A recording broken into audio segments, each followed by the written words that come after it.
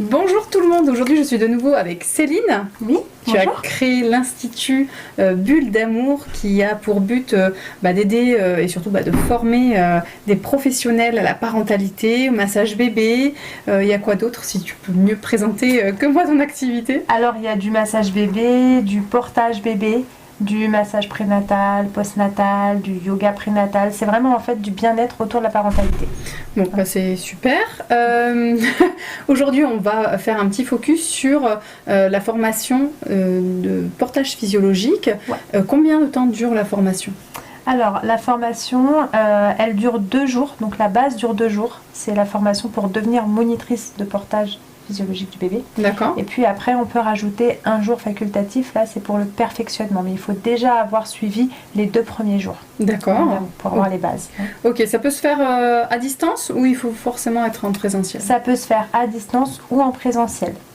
D'accord. Il y a un certificat qui est remis à la fin ? Exactement, sous réserve de validation de l'évaluation finale, qui est un formulaire questions-réponses et QCM. À la fin, effectivement, on peut avoir le certificat donc, de monitrice de portage bébé. Est-ce qu'il y a une partie d'examen qui est faite physiquement, où on voit la personne nouée ? Sur le présentiel, pendant toute la formation, j'évalue la pratique sur les 2 jours ou 3 jours. Et sur le distanciel, les élèves donc, vont se filmer sur chaque nouage qui sont demandés et nous envoyer les vidéos pour qu'on puisse les analyser. Ok, donc maintenant on va parler un peu du contenu. Que comporte cette formation ?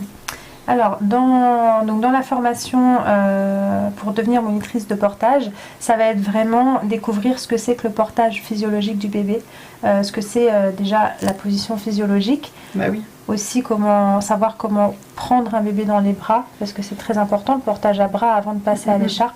Comment faire des transferts, donc passer le bébé, que ça soit à un point ou alors le donner à quelqu'un d'autre, les points sécurité, etc.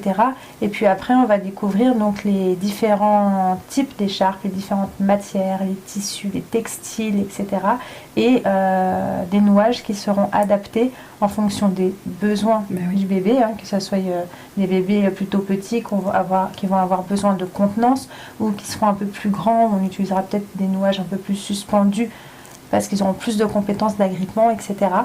Voilà, et on va terminer avec la création d'ateliers, donc comment créer l'atelier, combien de temps dure un atelier, qu'est-ce qu'on met dedans, comment on gère la dynamique de groupe, etc. Voilà, donc ça va être pour la premier niveau de formation, j'ai envie de dire, et pour la dernière journée, la 3e, si on prend le perfectionnement, là ça va être un petit peu les cas particuliers.